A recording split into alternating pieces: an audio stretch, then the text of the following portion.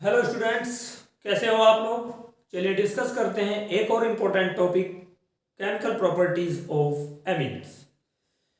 Amines की chemical properties में हम पढ़ेंगे कि डिफरेंट टाइप के एमीन्स अलग अलग रिएजेंट्स के साथ कैसे कैसे रिएक्शन देते हैं और क्या प्रोडक्ट को बनाते हैं।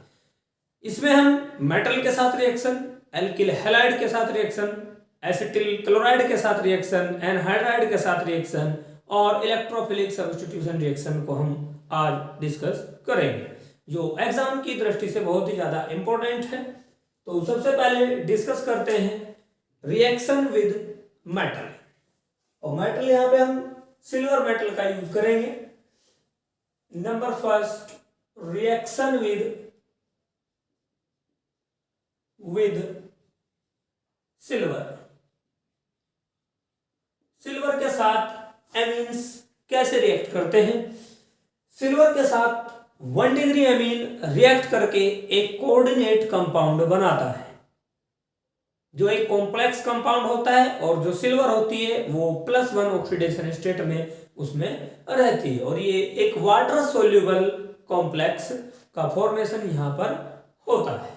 देखिए कैसे, ये हमारे पास एक 1 डिग्री एमीन है, मैथिल एमीन या 1 डिग्री एमीन। इसके हमें 2 मॉलिक्यूल चाहिए होते हैं सिल्वर के साथ रिएक्शन कराने के लिए,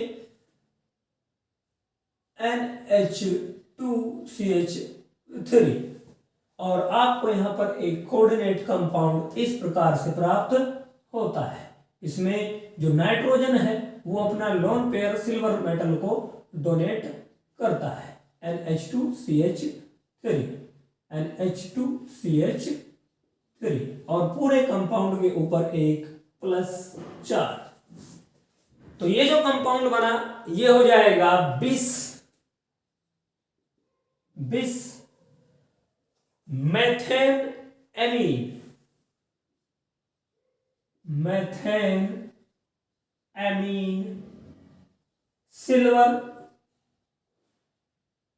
एमीन सिल्वर फर्स्ट कॉम्प्लेक्स, जो एक कोऑर्डिनेट कंपाउंड होता है, कोऑर्डिनेट कंपाउंड या कॉम्प्लेक्स, जो सोल्यूबल, वाटर सोल्यूबल ये होता है, वाटर सोल्यूबल। ठीक है, इस प्रकार जो एमीन्स होते हैं, प्राइमरी एमीन्स सिल्वर मेटल के साथ रिएक्शन करके एक कोऑर्डिनेट या कॉम्प्लेक्स कंपाउंड बनाते हैं। आगे बढ़ते हैं, अब हम करते हैं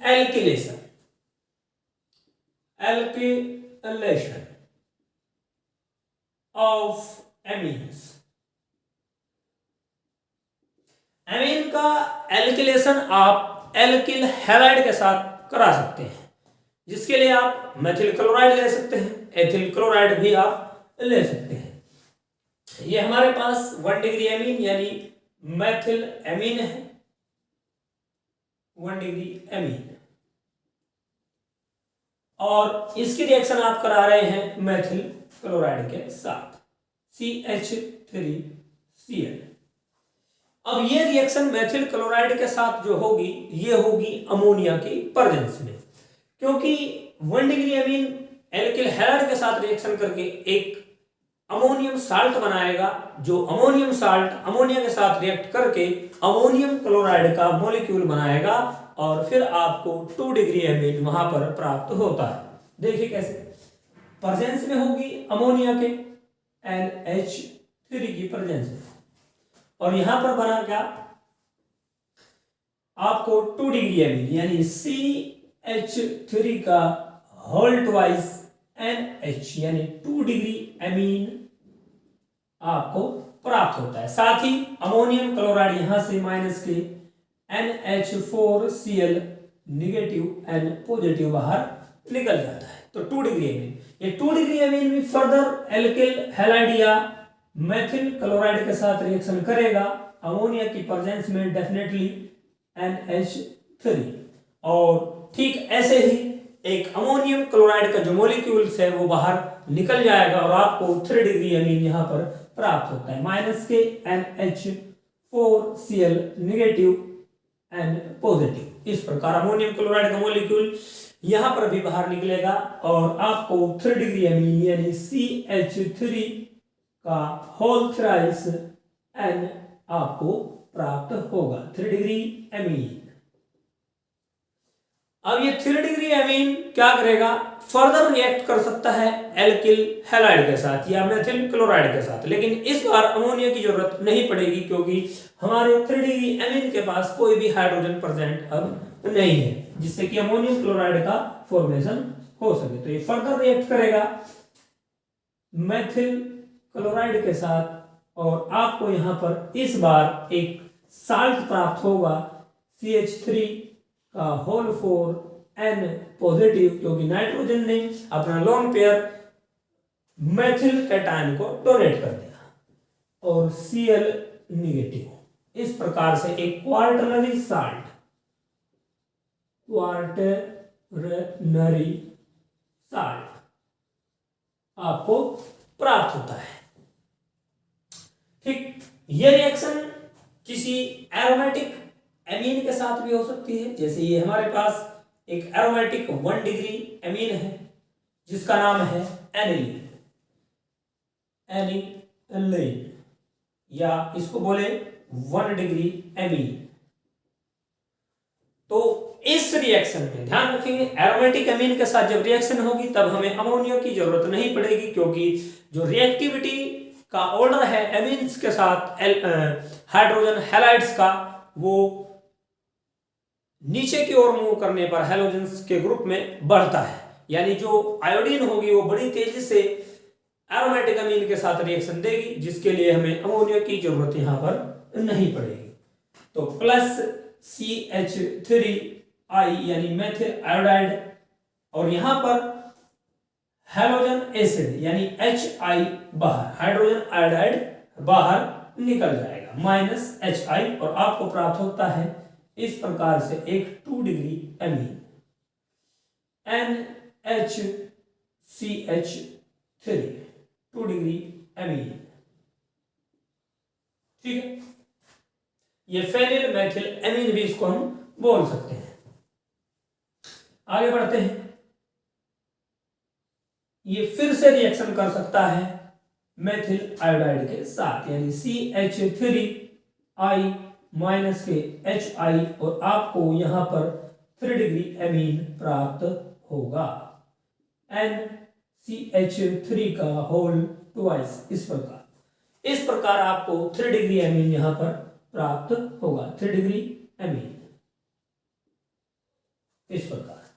अब ये रिएक्शन आगे नहीं होगी, जैसे वो फर्दर हो गई थी आगे, ये रिएक्शन अब आगे हो सकती है। देखिए कैसे फर्दर आगे भी हो सकती है।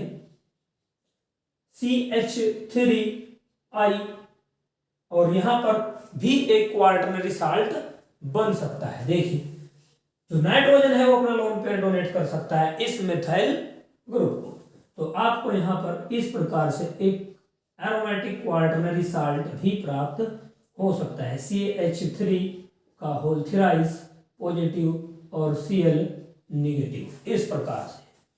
तो ये आपको यहां पर प्राप्त हुआ एक क्वार्टरनरी साल्ट, ये हो गया क्वार्टरनरी साल्ट इस प्रकार, ये ऐसे। आगे बढ़ते हैं, आपने पढ़ा reaction with silver metal, alkylation आपने पढ़ा। अब पढ़ते हैं हम एसिलेशन ऑफ एमीन्स।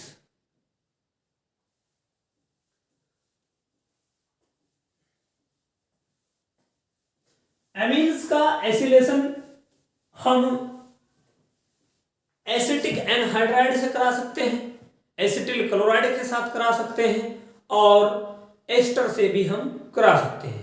और यहां पर केवल 1 डिग्री और 2 डिग्री एमीन ही इस रिएक्शन को देंगे, या हम कहें कि 1 डिग्री और 2 डिग्री एमीन्स का ही एसिलेशन या एसिटिलेशन यहां पर हो सकता है, क्योंकि 3 डिग्री एमीन के पास कोई भी हाइड्रोजन नहीं होता जो हमें हैलोजन को रिमूव करने के लिए चाहिए होगा, या एसिटिक एनहाइड्राइड में एसिटिक एसिड जो बाद में बनेगा उसके लिए एक हाइड्रोजन की जरूरत पड़ती है। एस्टर में भी जो एथिल अल्कोहल बनेगी उसमें भी एक हाइड्रोजन की जरूरत पड़ती है। वो 3 डिग्री अमीन के पास हाइड्रोजन प्रेजेंट नहीं होता। इसलिए ध्यान रखेंगे ये रिएक्शन यानी एसिटिलेशन या एसिलेशन ऑफ एमीन्स केवल 1 डिग्री एमीन्स जिसके पास 2 हाइड्रोजन होते हैं और 2 डिग्री एमीन्स जिसके पास 1 हाइड्रोजन होता है, वो एमीन्स या ऐसे एमीन्स इस रिएक्शन को प्रोड्यूस करेंगे। देखेंगे कैसे। नंबर 3 पढ़ते हैं acylation. Number 3 acylation of amine. Acylation जब बोला जाएगा जब आपने RC डबल बॉन्ड OCl का यूज किया है, एसिल क्लोराइड का। एसिटिलेशन, एसिटिलेशन उस कंडीशन में बोला जाएगा जब आपने एसिटिल क्लोराइड का यूज किया है या आपने R की वैल्यू CH3 यहां पर ली हुई है। तो देखिए बढ़ते हैं आगे। ये हमारे पास कोई भी एक 1 डिग्री अमीन है, CH3 CH2 NH2, 1 degree amine. 1 degree amine कह दें या प्राइमरी अमीन भी हम इसको कह सकते हैं। इसकी रिएक्शन कराते हैं आप किसके साथ, एसिटिल क्लोराइड के साथ, यानी CH3C डबल बॉन्ड OCl। तो आपको यहां पर इस प्रकार से एक कंपाउंड प्राप्त होगा CH3 CH2 NHC double bond OCH3 और प्लस HCl। ठीक है, अब ये क्या हुआ, N ethyl ethane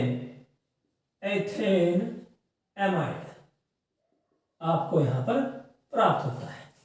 N ethyl ethane amide इस रिएक्शन में आपको प्राप्त हुआ। आगे बढ़ते हैं। यह रिएक्शन आप एसिटिक एनहाइड्राइड के साथ भी करा सकते हैं। CH3 CH2 NH2 plus CH3 C double bond C double bond CH3। ये हो गया 1 डिग्री अमीन और ये हो गया एसिटिक एनहाइड्राइड, एसिटिक एनहाइड्राइड। तो ये इस प्रकार से यहां से टूट जाएगा और आपको प्राप्त होगा एक मॉलिक्यूल एसिटिक एसिड का और N एथिल एथेन एमाइड आपको प्राप्त होता है, यानी CH3 CH2 NHC double bond CH3 plus CH3 C double OH, इस प्रकार। ठीक है, आगे बढ़ते हैं। इसके बाद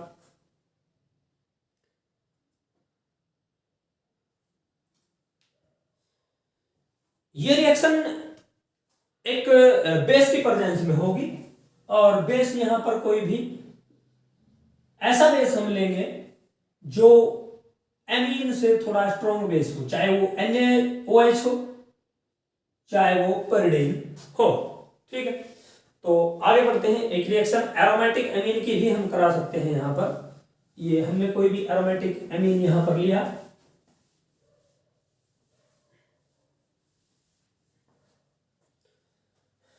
एनिलीन ली हमने, एक first second third aniline NH2 जो 1 डिग्री अमीन है और इसकी रिएक्शन आपने करा दी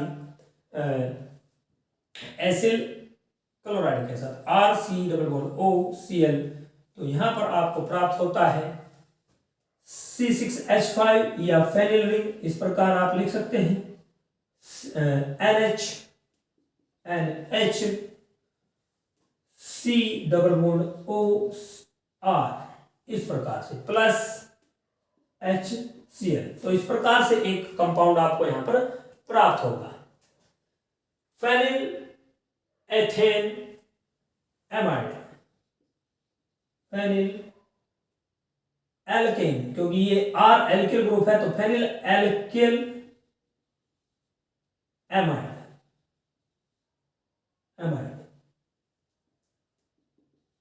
इस प्रकार फेनिल एल्किल एमाइड आपको यहां पर प्राप्त होता है। आगे बढ़ते हैं, नेक्स्ट रिएक्शन आप पढ़ेंगे एमीन्स की। एल्किलेशन हमने पढ़ा, एसिलेशन हमने पढ़ा, अब पढ़ते हैं हम बेंजोइलेशन। नेक्स्ट नंबर 4 है benzoylation of amine. Benzoylation of amines और इसी रिएक्शन को बोला जाता है Schotten Baumann reaction. Schotten Baumann reaction, Schotten Baumann reaction, यही होती है Schotten Baumann reaction.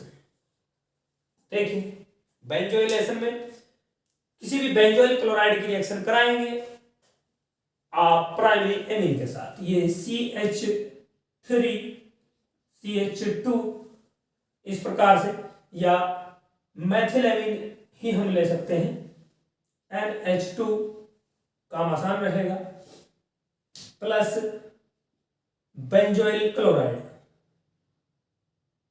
C6H5C double bond OCl।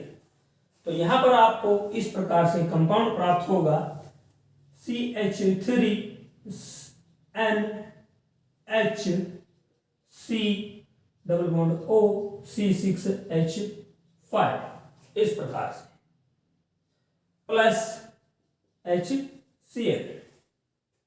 ठीक है, तो ये हो गया N मेथिल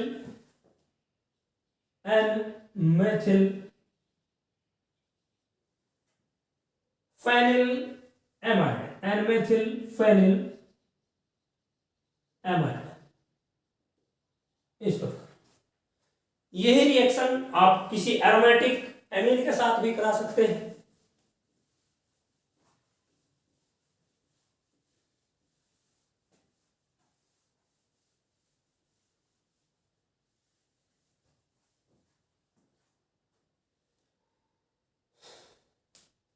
इसको एसेटानिलाइड भी बोल सकते हैं,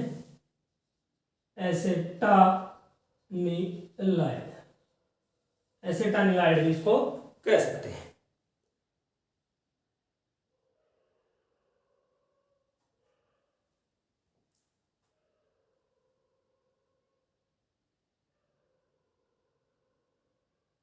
चलिए आगे बढ़ते हैं।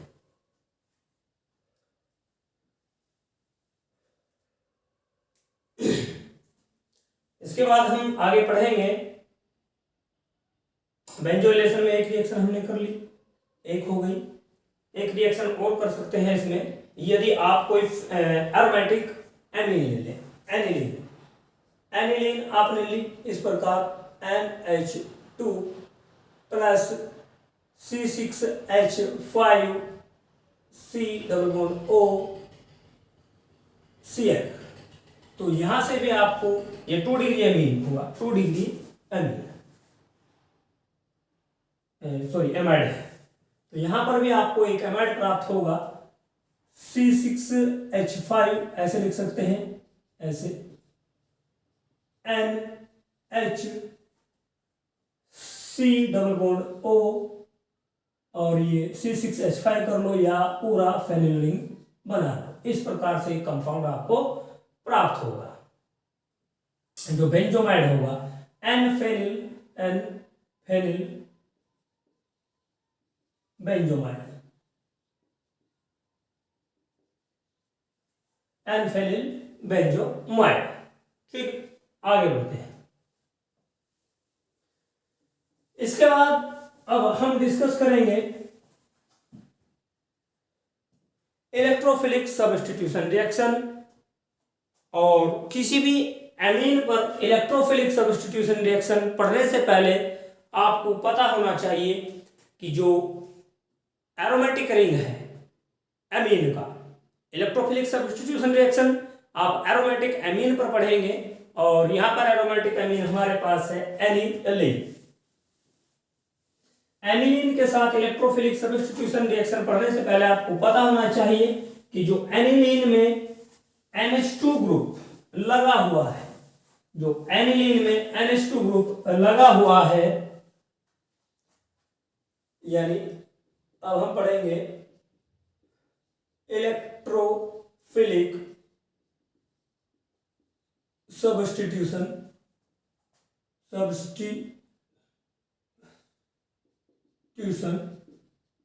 रिएक्शन। इस प्रकार जो एरोमेटिक एमीन है या एनिलीन है NH2, ये जो एरोमेटिक एमीन का NH2 ग्रुप होता है ये एक इलेक्ट्रॉन डोनेटिंग ग्रुप होता है और ये जैसे ही अपने लोन पेयर की डेंसिटी को बेंजीन रिंग की ओर शिफ्ट करता है तो प्लस R इफेक्ट क्रिएट हो जाता है और एरोमेटिक रिंग की ऑर्थो और पैरा कंडीशन पर इलेक्ट्रॉन डेंसिटी को बढ़ा देता है, जिससे आपको ऑर्थो और पैरा प्रोडक्ट यहां पर प्राप्त होते हैं। तो देखिए कैसे प्लस R इफेक्ट इसमें देखेंगे। ये नाइट्रोजन का लोन पेयर शिफ्ट होगा नीचे की ओर, डबल बॉन्ड दिखा देते हैं क्योंकि हमें रेजोनेंस दिखाना है। तो इस प्रकार से प्लस R इफेक्ट क्रिएट होगा। सफाई कर्मी कहां गया? ये रहा सफाई कर्मी, अब हो जाएगा साहब।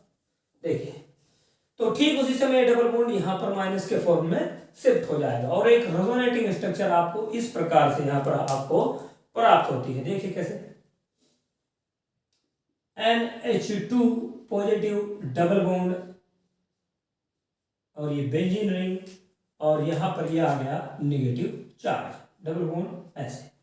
ये निगेटिव चार्ज शिफ्ट हो सकता है ऐसे, तो ये डबल बॉन्ड यहां शिफ्ट हो जाएगा उस कंडीशन में, तब आपको इस प्रकार से एक स्ट्रक्चर और मिलती है NH2 डबल बॉन्ड, ये फेनिल रिंग और ये यहां पर डबल बॉन्ड ऐसे और ये रहा negative charge.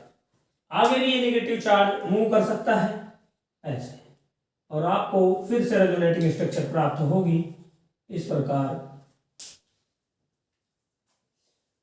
NH2 double bond और ये निगेटिव चार्ज और ये डबल बॉन्ड इस प्रकार से।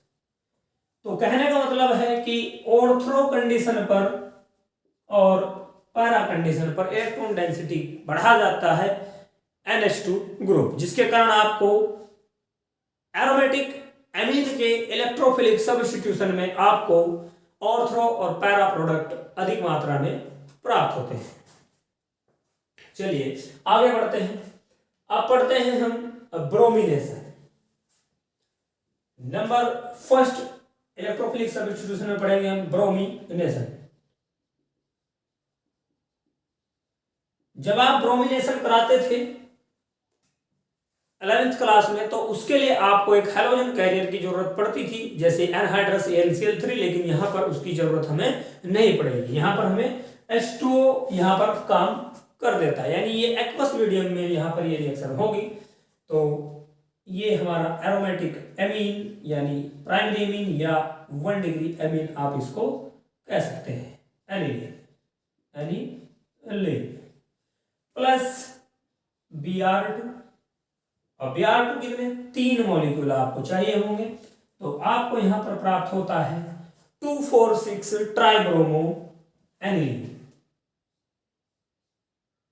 इस प्रकार, क्योंकि ऑर्थो और पैरा कंडीशन पर इलेक्ट्रॉन डेंसिटी बढ़ जाती है, जिससे कि जो ब्रोमोनियम आयन होता है वो ऑर्थो और पैरा स्थितियों पर या कंडीशन पर आकर जुड़ जाता है। तो ये 2,4,6 ट्राइब्रोमो एनिलीन आपको प्राप्त होती है। साथ ही 3 मॉलिक्यूल आपको HBr के भी यहां पर मिलते हैं, हाइड्रोजन बेंजीन न्यूक्लियस से आपको प्राप्त हुए। अब यदि आपको मोनो सब्स्टिट्यूटेड प्रोडक्ट प्राप्त करना होगा तो उस कंडीशन में जो ये NH2 ग्रुप है और जो इस प्रकार ऑर्थो और पैरा या प्लस R फैक्टर क्रिएट कर रहा है, जो ऑर्थो पैरा डायरेक्टिंग इसका ग्रुप है, इसको रोकने के लिए आपको इस एमीन ग्रुप को प्रोटेक्ट कराना होगा किसी प्रोटेक्टिंग रिएजेंट के थ्रू, जैसे एसिटिक एनहाइड्राइड। एसिटिक एनहाइड्राइड क्या करता है, इसके साथ यहां पर ऐड हो जाता है और इसको फर्दर रिएक्शन करने से रोकता है।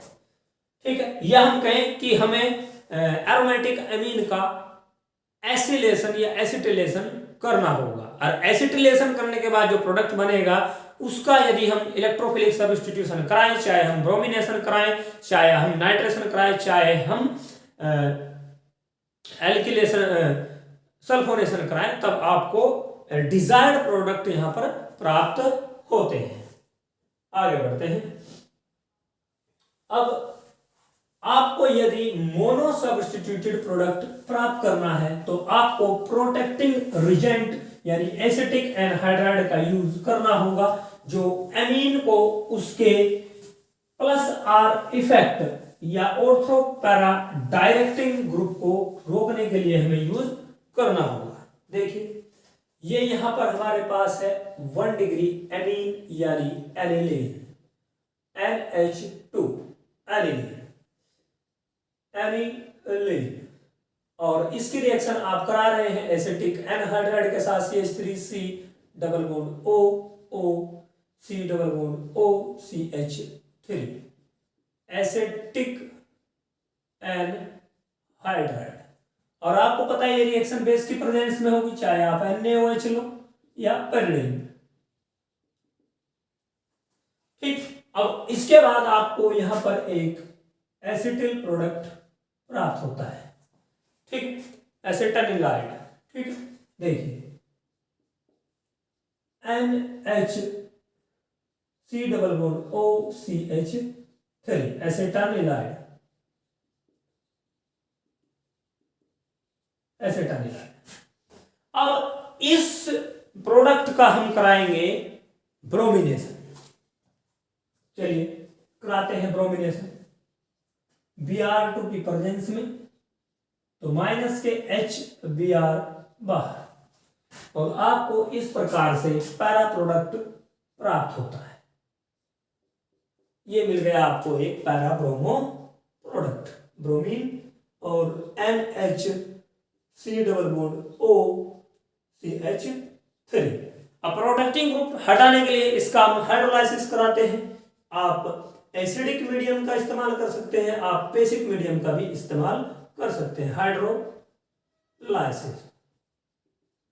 और उस कंडीशन में आपको पैराब्रोमो एनिलीन प्राप्त हो गई, NH2, यानी आपको आपका डिजायर्ड पैरा प्रोडक्ट प्राप्त हुआ, plus acetic acid CH3C double OH, इस प्रकार।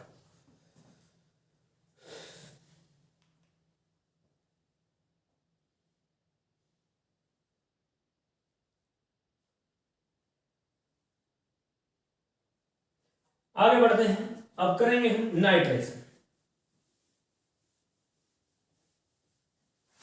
नाइट्रेशन आपको पता है नाइट्रेटिंग मिक्सचर के थ्रू होता है। नाइट्रेशन ये क्या था, ब्रोमोनेशन, ब्रोमिनेशन। Number 2 nitration.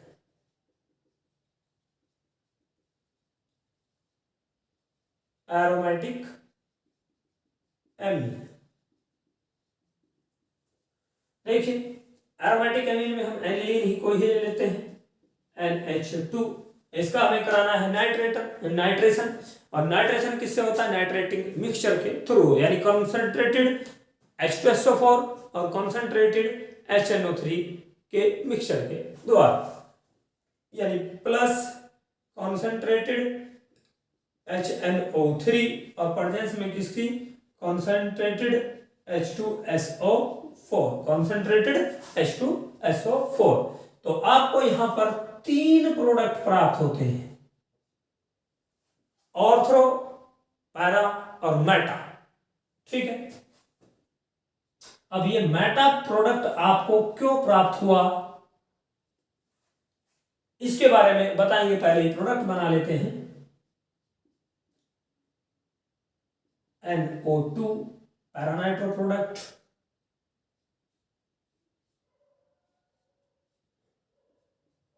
और ये मेटानाइट्रो प्रोडक्ट, और ये आपका ऑर्थो नाइट्रो प्रोडक्ट। इस प्रकार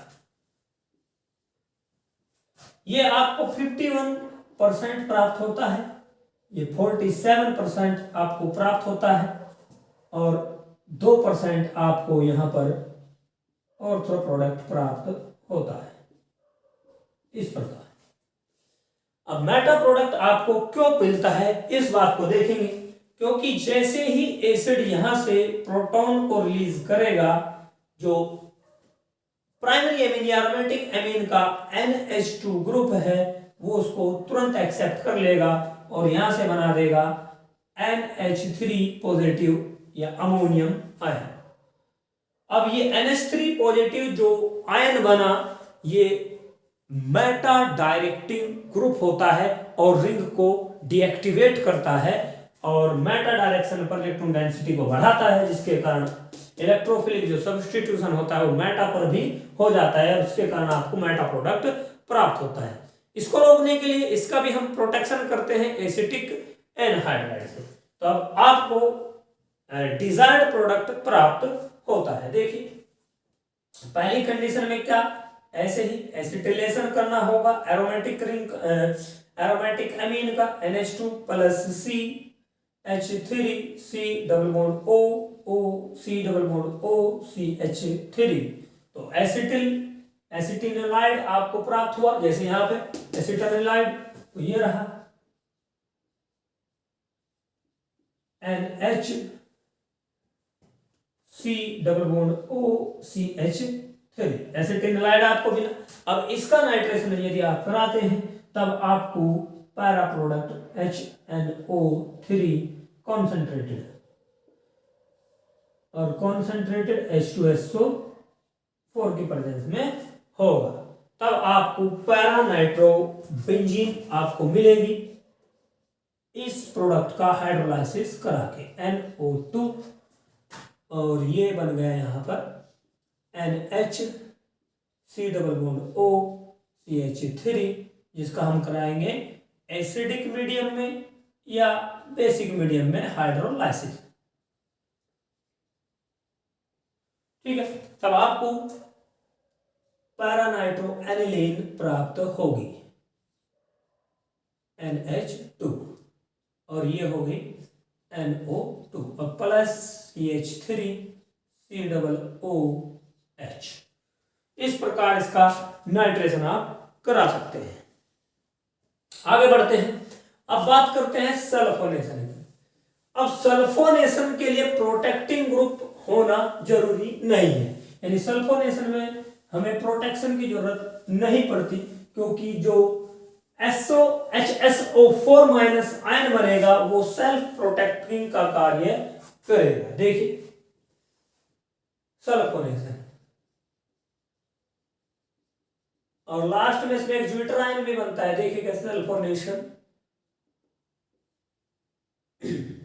ये हमारे पास एरोमेटिक एमीन या हम कहें कि 1 degree amine NH2 plus concentrated H2SO4, तो ये इस प्रकार से एक प्रोडक्ट बनाएगा, addition product NH3 positive HSO4 minus, यानी anilinium hydrogen sulphate, anilinium hydrogen sulphate, जिसको लगभग 375 केल्विन के आसपास गर्म करके आप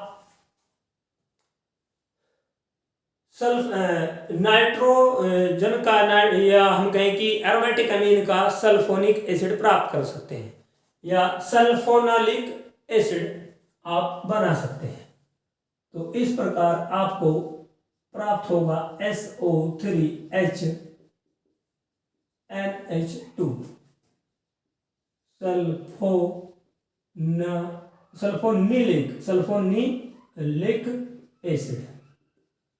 सल्फोनिलिक एसिड अब एसिड है और ऊपर नाइट्रोजन ग्रुप लगा है। एसिड है तो प्रोटॉन डोनेट करेगा और प्रोटॉन डोनेट को करेगा तो नाइट्रोजन उसको तुरंत एक्सेप्ट कर लेगा और यहां पर ये एक ज्विटर आयन भी बना सकता है या हम कहें कि ये ज्विटर आयन की फॉर्म में ही यहां पर हो सकता है। देखिए कैसे, इस प्रकार SO3 माइनस और NH3 पॉजिटिव, इस प्रकार ये हो गया ज्विटर आयन। तो आपने आज सल्फोनेशन पढ़ा, हेलोजिनेशन में ब्रोमिनेशन पढ़ा, नाइट्रेशन पढ़ा और एरोमेटिक अमीन की एल्किल हैलाइड के साथ रिएक्शन पढ़ी, सिल्वर के साथ रिएक्शन पढ़ी और आपने एल्किलेशन पढ़ा, एसिलेशन पढ़ा। इसके बाद एक रिएक्शन और बचती है carbyl amine reaction. Carbyl amine reaction में एल्किल साइनाइड का फॉर्मेशन होता है, क्लोरोफॉर्म और KOH की प्रेजेंस में रिएक्शन करता है प्राइमरी एमीन। लास्ट रिएक्शन है carbyl amine reaction. Carbyl amine reaction, carbyl amine reaction में प्राइमरी एमीन कोई भी RNH2 यानी 1 डिग्री एमीन रिएक्शन करेगा क्लोरोफॉर्म के साथ प्लस CHCl3 और किसकी प्रेजेंस में, पोटेशियम हाइड्रोक्साइड की प्रेजेंस में प्लस KOH के 3 मॉलिक्यूल। और थोड़ा सा यहाँ पर टेम्परेचर भी चाहिए होगा और आपको यहाँ पर प्राप्त होता है एल्किल साइनाइड यानी RC≡N, एल्किल या एल्काइल साइनाइड।